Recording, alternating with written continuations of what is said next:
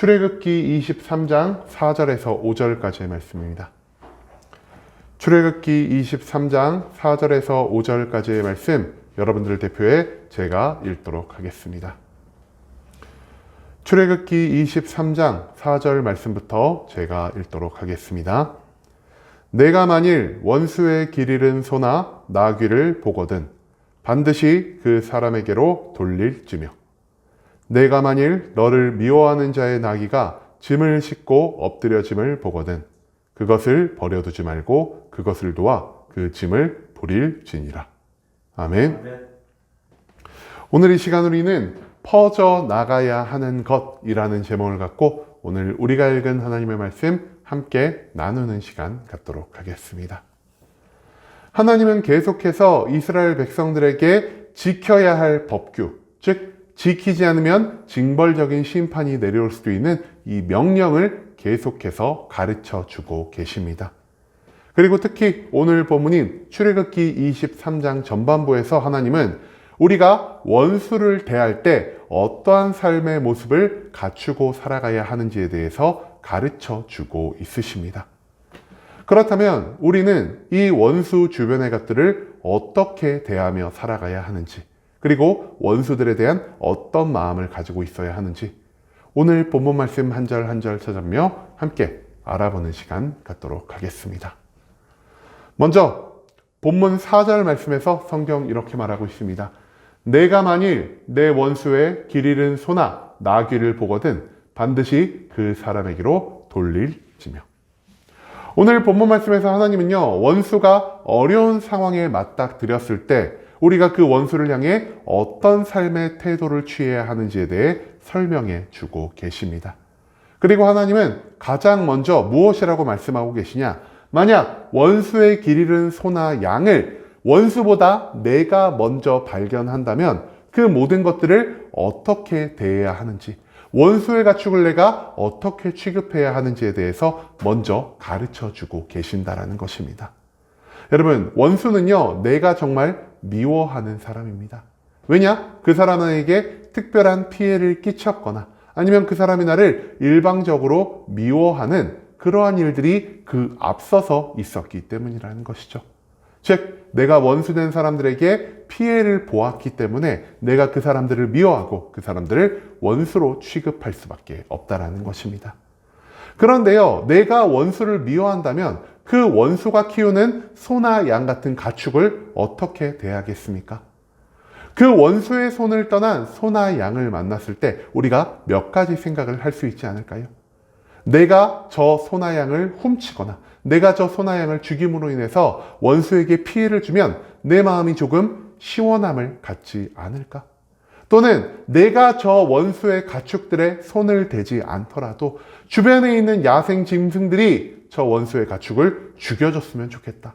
그러면은 내 손을 더럽히지 않고 나의 마음에 후련함을 느낄 수 있을 텐데라는 이러한 생각을 우리가 충분히 할 수가 있다라는 것입니다. 하지만 오늘 본문 말씀에서 하나님은 원수의 잃어버린 가축을 맞닥뜨렸을 때 우리가 무엇을 해야 한다고 말씀하고 계십니까? 반드시 그 사람에게로 돌릴지며라고 말하고 계신다는 것입니다. 한마디로 내가 그 사람을 얼마나 미워하든 그 사람이 나에게 얼마나 큰 피해를 주었든 내가 원수의 잃어버린 가축을 보았을 때 그것을 다시 원수의 집으로 데려가 원수에게 맡기는 것이 올바른 방법이다라고 하나님은 알려주고 계신다라는 것이죠. 여러분, 가축은요, 주인의 보호 아래에 있을 때 가장 완전해질 수 있습니다. 한마디로 주인의 손을 떠나 길을 잃고 방황하는 가축들은 이 세상의 모든 위협 가운데 노출될 수밖에 없다라는 것이죠. 그렇기 때문에 이 안전하지 않은 가축들은요, 크게 두 가지 운명을 맞이한다 할 수 있겠습니다. 첫 번째, 악한 자의 손에 들어가 그것이 다른 사람에게 팔리거나 아니면은 죽임을 당할 수 있다는 것이죠. 두 번째로는 앞서 말씀드린 것처럼 주변에 있는 수많은 야생 동물에 의해서 죽임을 당하거나 상처를 입어 불구가 될 수 있는 위협에 놓일 수 있게 된다는 것입니다. 즉, 내가 그 가축을 도둑질하거나 내가 그 가축을 죽인다면은 우리는 하나님 앞에서 어떤 죄를 짓는 것이겠습니까? 이웃의 것을 탐내지 말라는, 그리고 도둑질하지 말라는 하나님의 십계명을 어기는 죄를 범할 수 있게 된다는 것이죠. 한마디로 내가 앞서 생각한 것처럼 악인들, 원수들의 가축을 도둑질하거나 원수들의 가축을 죽인다면 하나님이 나를 죄인으로 규정하실 수밖에 없다는 것입니다. 또한 내가 원수의 가축을 그냥 방관하며 저것이 내 주변에 있는 야생 동물들에게 공격당하도록 유도를 하게 된다면 우린 또한 어떠한 죄를 짓는 것이겠습니까? 여러분, 앞선 출애굽기의 말씀을 보면요, 하나님은 짐승이 그냥 죽도록 방관한 그 모든 것들을 죄로 규정하고 계신다는 사실을 우리가 발견할 수 있을 것입니다. 한마디로 내가 그 짐승을 이웃의 집에 데려다 주지 않고 단순히 야생동물의 식사가 되도록, 야생동물의 해침을 받도록 가만히 방관하는 것조차 짐승 죽음에 대한 일정한 책임을 지게 되는 죄를 범하는 행위란 사실, 그것을 우리는 앞선 출애굽기의 많은 법규들을 통해서 배울 수 있게 된다는 것입니다. 그렇기 때문에 하나님은요, 우리가 죄인이 되기를 원치 않으십니다. 또한 우리로 인해서 어떠한 생명체가 죽임을 당하기도 원치 않으신다는 것이죠. 그렇기 때문에 하나님은요, 우리를 죄에서 멀어지게 하고 우리로 인해 생명의 죽음을 방지하기 위해서 이 4절과 같은, 비록 원수의 잃어버린 가축일지라도 너가 그 가축에게는 미움을 확장하는 것이 아니라 그 가축의 생명을 보호하고 너를 죄에게서 보호하기 위해서 그것을 원수에게로 되돌려줌이 마땅하다라는 이 말씀을 우리에게 가르쳐 주고 계신다는 것입니다. 그 다음 이어진 5절 말씀에서 성경은 또한 이렇게 기록합니다. 내가 만일 너를 미워하는 자의 나귀가 짐을 싣고 엎드려짐을 보거든 그것을 버려두지 말고 그것을 도와 그 짐을 부릴지니라. 원수의 나귀가 짐이 무거워 쓰러졌을 때 우리는 그 상황에서 과연 어떠한 행동을 하며 살아가야 한다고 하나님 말씀하고 계신가요? 그것을 버려두지 말고 그것을 도와 그 짐을 부릴지니라. 한마디로 원수를 도와서 그 나귀에 얹힌 짐을 즉시 옮겨내야 할 것이요, 그 나귀의 생명을 위해서 그 나귀를 즉시 일으켜 세워줘야 한다는 것을 하나님은 우리에게 알려주고 계신다는 것입니다. 여러분, 원수가 왜 나귀의 등에 많은 짐을 실었을까요? 그 짐이 누군가에게 이송되어야 하는 것이기 때문이었다는 겁니다. 한마디로 나귀의 등에 실린 짐은요, 누군가에게 있어서는 굉장히 중요한 물건이 될 수 있다는 것이죠. 그런데 나귀의 힘이 부족하여 나귀가 넘어짐으로 그 짐이 땅바닥에 떨어져 큰 충격을 받았을 때, 그리고 시간이 점점 흘러감에 따라서 그 누군가에게 있어 굉장히 중요한 물건은요, 손상을 입을 수도 있고요, 점차 오염될 수 있다는 사실을 우리가 생각해 볼 필요가 있다는 것입니다. 한마디로 나귀가 무언가를 넘어뜨리고 나귀가 무언가 짐을 싣고 가다가 그 짐을 쓰러뜨린 그런 상황을 마주했을 때 내가 그 나귀를 도와, 그 원수를 도와 그 짐을 즉시 옮기고 그 짐을 안전한 자리로 움직이지 않는다면 누군가는 나의 방관으로 인해 굉장히 큰 피해를 입을 수도 있다는 사실을 하나님은 우리에게 가르쳐 주고 계신다는 것입니다. 그뿐만이 아닙니다. 짐이 무거워서 그 짐이 나귀와 함께 땅바닥에 떨어졌다는 것은 무엇을 의미하겠습니까? 그 짐 아래에 나귀가 깔리게 된다는 것을 의미하는 표현이라 할 수 있겠습니다. 한마디로 그것을 오랫동안 방치한다면 나귀의 육신에는 심각한 문제가 생길 수 있을 것이요, 나귀의 생명이 사라져 버릴 수도 있는 이 위기의 상황에 놓여 있는 것이기 때문에 우리는 원수의 나귀가 그 짐의 무게를 이기지 못하고 넘어졌을 때 즉시 그 원수를 도와 짐을 옮겨야 할 것이요, 나귀를 케어해야 한다는 사실을 하나님은 우리에게 가르쳐 주고 계신다는 것입니다. 만약 원수에 대한 미움을 내 주변으로 확장시킨다면 나의 미움으로 인해 짐승과 내 주변에 아무런 죄를 짓지 않은 또 다른 사람이 피해를 볼 수도 있다는 사실을 우리가 이 말씀을 통해서 생각해 볼 필요가 있다는 것이죠.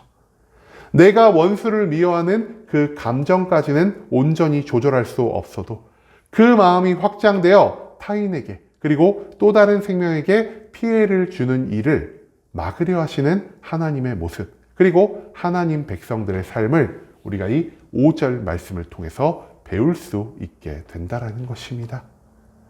여러분, 하나님은 우리가 누구를 미워하는 마음이 그 대상을 벗어나 주변으로 확장되어서는 안 된다는 사실을 오늘 이 말씀을 통해 우리에게 가르쳐 주고 있다는 것입니다. 하지만 인간은 감정의 생물이기 때문에 나에게 피해를 준 그 사람, 내가 미워하는 그 한 명의 대상만을 미워할 수가 없다라는 것입니다. 한마디로 내가 어떠한 특정 대상을 미워한다면 그 사람 주변에 있는 모든 것들을 함께 미워할 수밖에 없는 것이 바로 우리 인간들의 본성이라는 것이죠. 내가 원수를 미워한다면 원수의 자녀들이 미워질 것입니다. 내가 원수를 미워한다면 원수 주변에서 원수와 함께 일하고 함께 하는 사람들을 모두 미워질 수밖에 없을 것입니다.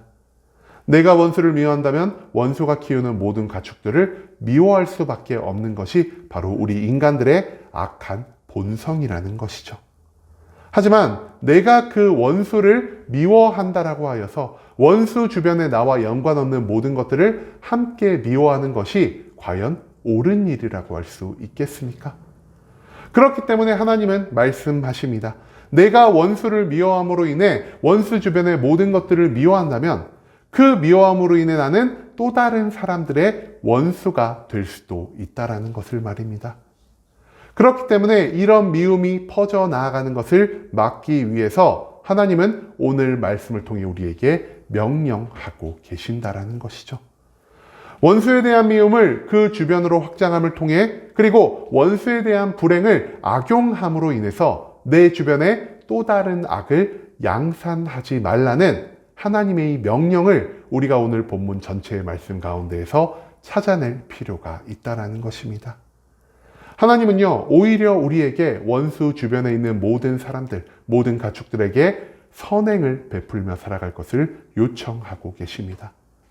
원수는 나에게 있어서 그리고 내가 믿는 하나님에게 있어서 죄인으로 규정될 수 있지만 원수가 키우는 가축들, 원수 주변에서 단지 살아가는 그 사람들은 나에게 있어 하나님에게 있어 죄인이 아닐 수도 있다는 사실을 우리가 기억해야만 한다는 것이죠. 그렇기 때문에 우리는 원수 주변에 여러 문제가 생겼을 때, 원수가 가진 이 가축의 문제가 생겼을 때 그 모든 것에 하나님의 이웃사랑의 율법을 적용하며 살아갈 필요가 있다는 것입니다. 내가 기분이 나쁠지라도 내가 먼저 그 원수 주변을 위해 그리고 그 원수가 가진 가축을 위해 희생하고 헌신하는 것을 하며 살아간다면 원수 주변의 모든 어려움이 해결될 수 있을 것이요. 그 원수 주변의 문제가 해결됨으로 인해 나는 이 땅 가운데에서 하나님의 사랑을, 하나님의 자비를 온전히 증거하며 살아갈 수 있다는 사실을 오늘 본문 말씀은 우리에게 알려주고 있다는 것입니다. 즉, 미움을 확장하는 게 아니라 오히려 내가 미워하는 이들 주변에 하나님의 사랑과 자비를 전파하며 살아가는 것이 우리 그리스도인의 의무요, 하나님이 기뻐하시는 바임을 오늘 본문 말씀은 우리에게 강조하고 있다는 것이죠. 사랑은 확장하되 미움은 확장하지 말라는 하나님의 말씀을 우리가 기억해야만 할 것입니다. 사랑의 확장은 주변에 있는 원수들마저 감화시키며 그들에게 회개를 만들어낼 수 있는 능력이 있지만 내가 만약 주변 사람들에게 원수를 향한 미움을 확장시키며 살아간다면 원수 주변에 있는 모든 생명체가, 원수 주변에 있는 모든 사람들이 나로 인해 피해를 받을 것이요. 그 피해로 인해 나를 또 다른 원수로 생각할 수밖에 없다는 사실을 우리는 절대 잊지 말아야 할 것입니다. 이제는 원수 주변에 나의 미움을 확장시키는 것이 아닌 하나님의 자비와 하나님의 사랑을 확장시키며 이 세상 가운데 내가 믿는 사랑의 하나님을 온전히 전파하며 살아갈 수 있는 순복음 함께하는 교회 모든 성도님들이 될 수 있길 간절한 마음으로 소망하겠습니다.